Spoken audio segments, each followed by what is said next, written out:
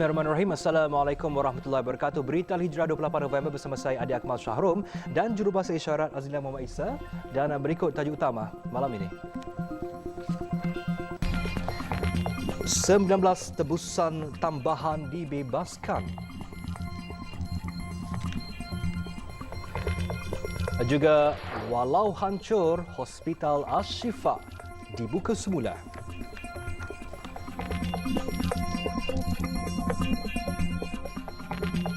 Gencatan senjata antara Israel dan Hamas di semenanjung Gaza dilanjutkan selama 2 hari. Ia sekaligus membuka jalan untuk pembebasan selanjutnya tebusan dan banduan. Jeda kemanusiaan dipanjangkan selama 48 jam di bawah terma sedia ada. Menurut Setiausaha Agung Pertubuhan Bangsa-Bangsa Bersatu PBB Antonio Guterres, ia adalah sekilas harapan dan kemanusiaan di tengah-tengah kegelapan perang. Rundingan bagi memanjangkan jeda kemanusiaan itu diatur Qatar dengan sokongan Amerika Syarikat dan Mesir. Sehingga kini perang itu membunuh 1,200 warga Israel dan warga asing, manakala di Gaza hampir 15,000 syahid. Kebanyakan penduduk Gaza kehilangan tempat tinggal dan mereka kekurangan barangan keperluan.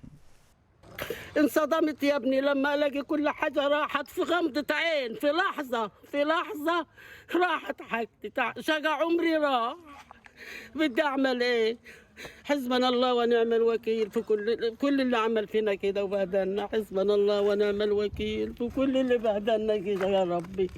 انا من سكان مدينه الزهره من 20 سنه تقريبا. انا جاي على المكان هذا مش عشان انه شويه هواء وشويه اغراض، انا جاي عشان هذه المدينه ما حدش بيطلع منها وباذن الله مش راح نطلع منها، راح نضلنا فيها وباذن الله راح تتعمر، لكن هو هذه شده وبتزول باذن الله طبعا علينا وعلى الجميع باذن الله. كانت الزهرة عن أحلى منطقة بالدنيا، وكانت كلها هيك يعني كله كانت أبراج كلهم تقريبا يعني حوالي 30 برج راح ومنهم برجنا اللي هناك. يعني كنا محظوظين في مدينتنا وبالآخر راحت وبطل فيه ولا منطقة هان. Selepas 4 hari gencatan senjata, Israel dan Hamas masing-masing berjaya mengutarakan janji dengan membebaskan tahanan dan tebusan mengikut jumlah yang telah dipersetujui. Sejumlah 150 tahanan Palestin di penjara Israel telah dibebaskan Zionis, manakala Hamas telah membebaskan 50 tebusan Israel. Selain 50 tebusan itu, Hamas turut melepaskan 19 lagi tebusan termasuk melibatkan warga Thailand dalam perjanjian berasingan. Dalam fasa terakhir pembebasan tahanan semalam, Israel melepaskan 33 warga Palestin yang kebanyakan ditahan Zionis sebelum ini tanpa bicara. Hamas pula semalam membebaskan 11 lagi warga Israel di bawah tahanan mereka untuk melengkapkan jumlah pembebasan tebusan yang dipersetujui. Syarat pembebasan yang berjaya ditunaikan itu menjadi antara penyumbang gencatan senjata di Gaza dipanjangkan 2 hari lagi. Hamas telah bersetuju untuk membebaskan 20 lagi tebusan dalam tempoh lanjutan gencatan senjata itu. Sementara Israel pula difahamkan akan menambah 65 lagi tahanan Palestin yang akan dibebaskan.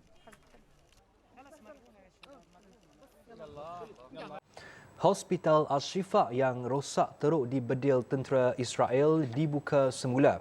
Ia menyediakan perkhidmatan dialisis buah pinggang kepada pesakit di wilayah yang terkepung itu. Jabatan dialisis di Hospital Al-Shifa dibuka walaupun kemudahan itu rosak teruk dalam serbuan tentera Israel. Kementerian Kesihatan menggesa pesakit dialisis di Bandaraya Gaza dan kawasan-kawasan di utara wilayah terkepung berkenaan untuk mendapatkan rawatan perubatan di Hospital Al-Shifa. Tentera Israel berundur dari Hospital Al-Shifa pada 24 November selepas menawan kompleks perubatan itu selama 10 hari. Rejim Israel menuduh Hamas menggunakan hospital itu sebagai markas. Belia Palestin pada Ahad melancarkan inisiatif membersihkan kompleks perubatan Al-Shifa secara sukarela dan memulakan sebahagian operasinya dengan menyediakan perkhidmatan dialisis buah pinggang. Nyawa pesakit buah pinggang akan terancam jika mereka tidak menjalani dialisis. Meskipun Hospital Al-Shifa telah beroperasi, namun situasi kesihatan di semenanjung Gaza digambarkan sebagai malapetaka dahsyat. Ketua Pengarah Kementerian Kesihatan Gaza, Munir Al-Bursh berkata, jumlah bantuan perubatan dan bahan api yang tiba di wilayah berkenaan, terutamanya di kawasan utara, sangat terhad serta tidak mencukupi untuk menampung keadaan hospital yang sudah lumpuh. Menurutnya, bekalan ubat-ubatan perlu dihantar dalam kuantiti yang banyak kerana bencana kesihatan di Gaza semakin meruncing. Ketika ini hanya 3 hospital yang masih beroperasi, iaitu Al-Mamadani, Al-Auda dan Kamal Adwan yang memberi bantuan kepada kira-kira 900,000 orang. Dan ketiga-tiga kemudahan perubatan itu juga berada di ambang kehancuran. Sebanyak 55 ambulans turut menjadi sasaran berdelat rejim Zionis, manakala puluhan yang lain tidak lagi dapat digunakan kerana kekurangan bekalan bahan api. Lebih 200 petugas perubatan terkorban berikutan kemudahan perubatan terus dihujani bom. Kira-kira 35,000 tan sampah terkumpul di Gaza dan tidak dapat diuruskan disebabkan serangan bertubi-tubi Israel sejak 7 Oktober lalu. Timbunan sampah yang tidak diuruskan menyebabkan bau busuk selain risiko masalah kesihatan kepada penduduk sekitar.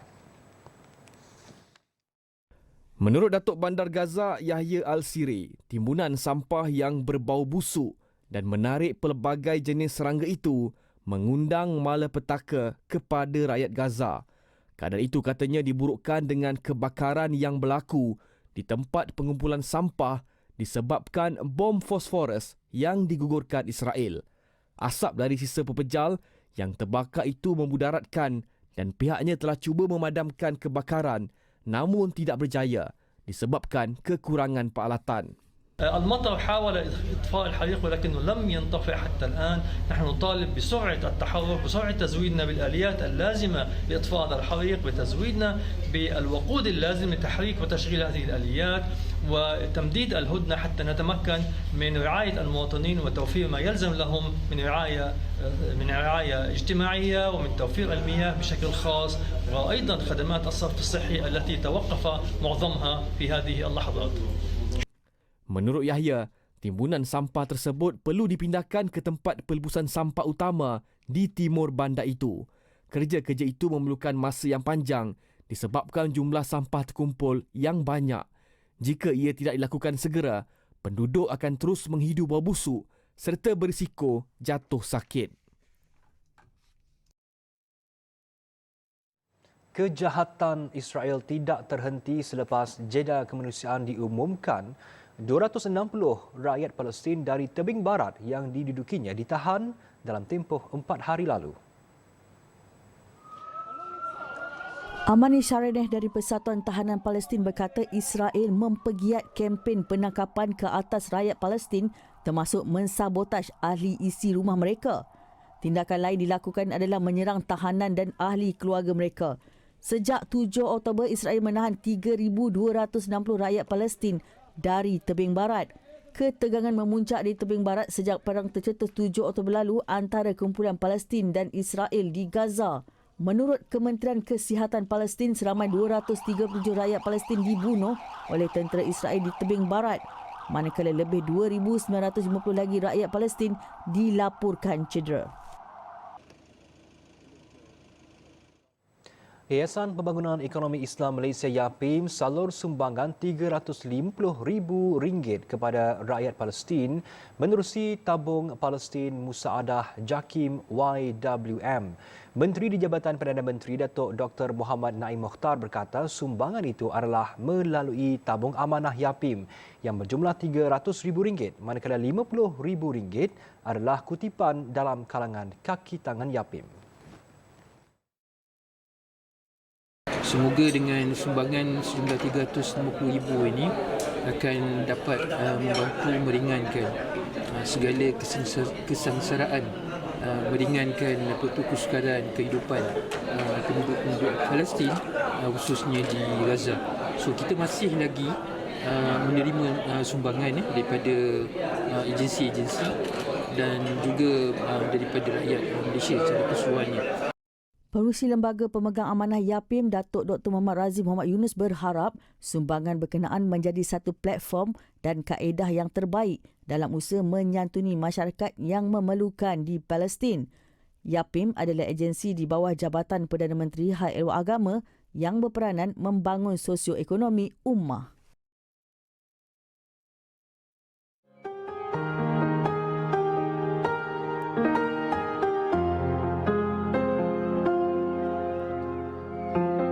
Every day we tell each other that this day will be the last, and tomorrow we all can go home free, and all this will finally end. Palestine, tomorrow will be free. Palestine, tomorrow will be free. No mother, no father to wipe away my tears. That's why I'll cry. I feel scared, but I won't show my fears. I keep my head high, deep in my heart. I'll never have any doubt that Palestine, tomorrow will be free. Palestine, tomorrow will be free.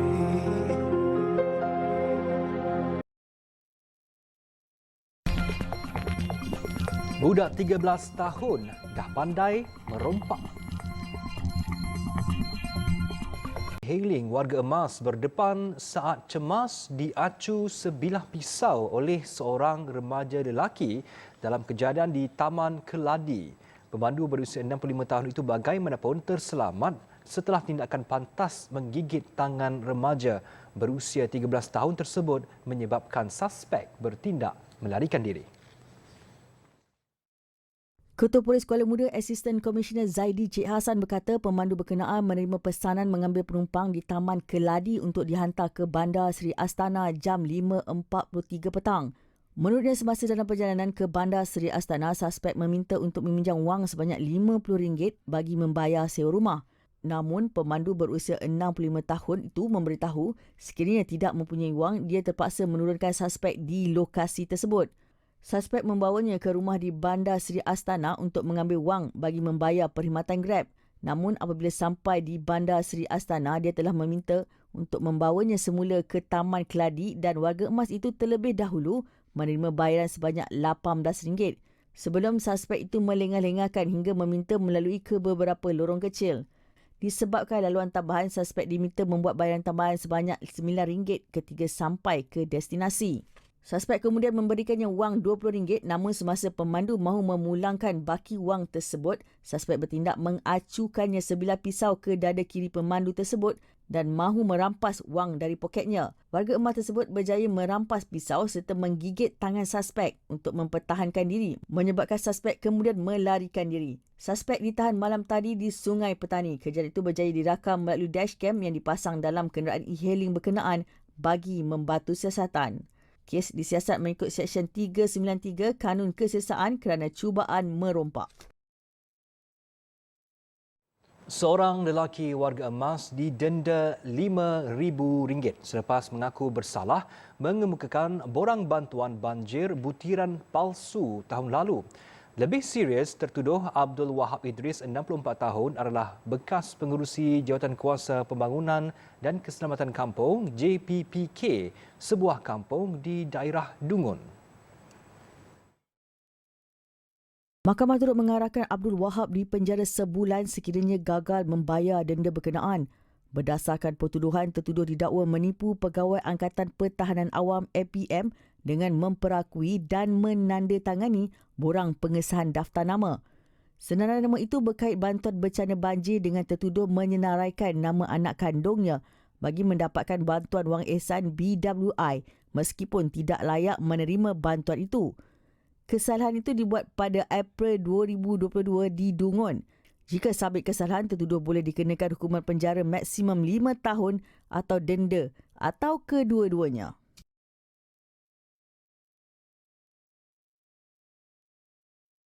Seorang pembantu ehwal ekonomi Lembaga Pemasaran Pertanian Persekutuan Fama mengaku tidak bersalah menggunakan kedudukannya untuk mendapatkan suapan bagi kepentingan diri.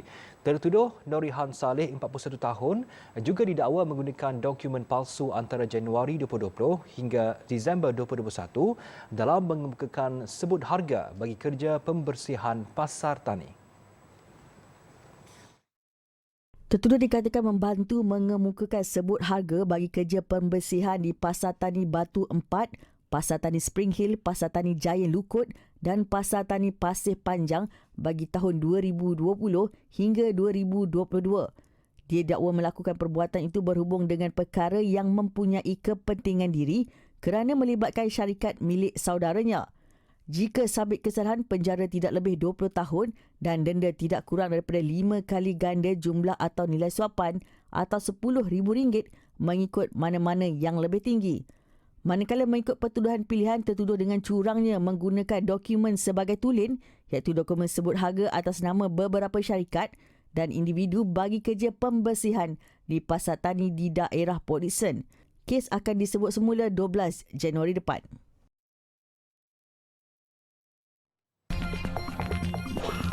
Bantuan banjir dipertingkatkan untuk hadapi monsun timur laut. Set dan kemudahan untuk membantu 1.62 juta mangsa yang dijangka terjejas akibat banjir susulan monsun timur laut MTL kali ini telah dipertingkatkan. Perdana Menteri Dr. Sri Anwar Ibrahim berkata sebagai langkah segera sebanyak 8,481 pusat pemindahan sementara PPS diaktifkan bagi mengelakkan keadaan kelam kabut ketika bencana itu melanda. Jadi persiapan dimulakan sekarang walaupun kawasan-kawasan itu belum terkena ataupun melibatkan kesan yang parah. Dia persiapan untuk menempatkan 1.62 juta mangsa, melibatkan 5,000 lebih sekolah, 2,400 dewan dan balai raya, 572 masjid dan 389 pusat komuniti. Perdana Menteri berkata Jabatan Pengairan dan Saliran JPS mengenal pasti 5,648 lokasi panas banjir dan kerja penyelenggaraan dilaksanakan termasuk bagi sungai, kolam takungan banjir dan infrastruktur selain mengaktifkan bilik kawalan operasi, pusat amaran dan ramalan banjir yang beroperasi 24 jam. Selain itu, kerajaan juga menaik taraf stesen siren amaran banjir, stesen kamera web dan penempatan 737 pam bergerak.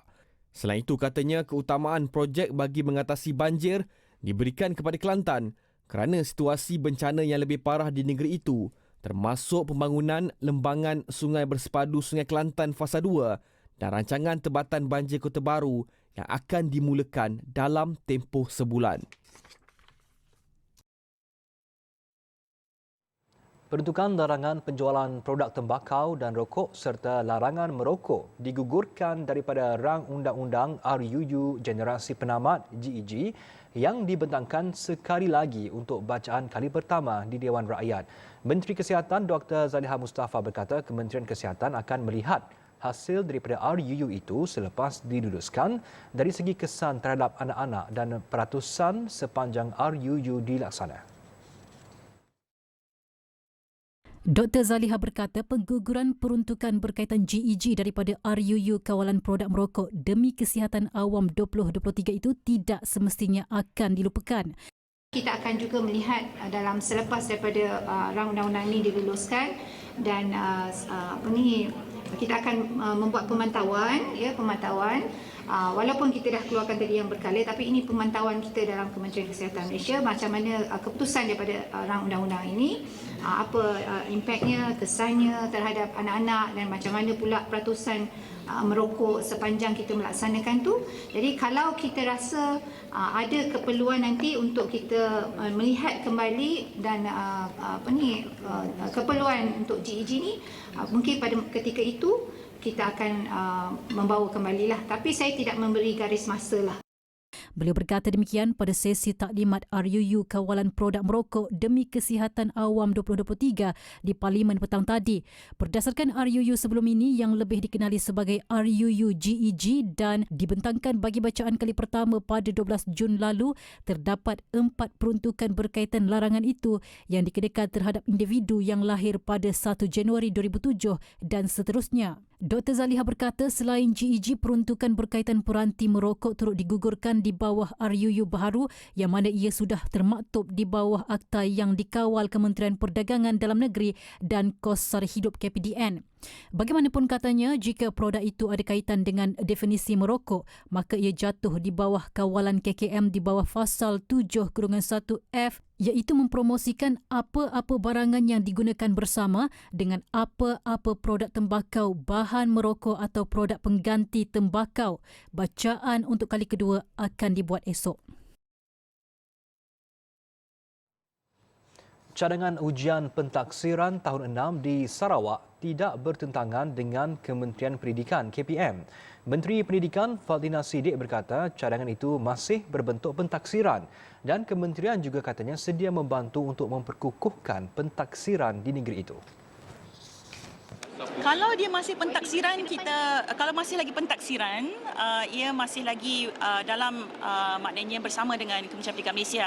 Sebab sekarang ini tujuan kita dan hala tuju kita adalah untuk mengukuhkan pentaksiran. Jadi kalau Sarawak masih lagi maknanya berada dalam landasan pentaksiran ini, saya fikir dia tidak pergi jauh lah. Jadi dan kita sedia membantu untuk memperkukuhkan pentaksiran di negeri Sarawak, insya-Allah. Okey, alright. Beliau berkata demikian dalam sidang media selepas merasmikan Dasar Pendidikan Digital DPD di Pusat Konvensyen Bangi Avenue BSCC petang tadi. Semalam media melaporkan Sarawak mensasarkan tahun 2025 untuk melaksanakan peperiksaan khas bagi murid tahun 6 atau dikenali sebagai penilaian sekolah rendah modul Sarawak yang bukan sahaja dapat menilai pencapaian murid sebelum ke peringkat menengah, khususnya pemilihan memasuki sekolah berasrama penuh SBP, tetapi juga bagi membolehkan kementerian mengenal pasti sekolah-sekolah yang memerlukan bantuan dan sokongan. Sementara itu, untuk meningkatkan daya saing dan kemajuan lanskap pendidikan negara, Fadlina berkata, DPD yang telah dirasmikan petang tadi itu merupakan usaha kementerian dalam berdepan cabaran transformasi teknologi digital melalui objektif DPD untuk melahirkan murid fasih digital menerusi peningkatan pengetahuan, kemahiran dan nilai, sekaligus menaik taraf pendidikan Malaysia di peringkat antarabangsa. Lepas itu mengakhiri Berita Al-Hijrah malam ini, saya Adaik Masyahrum dan Jurubahasa Isyarat Azina Muhammad Isa. Satukan ummah dengan ilmu bagi memperkasa Malaysia Madani. Assalamualaikum dan selamat malam.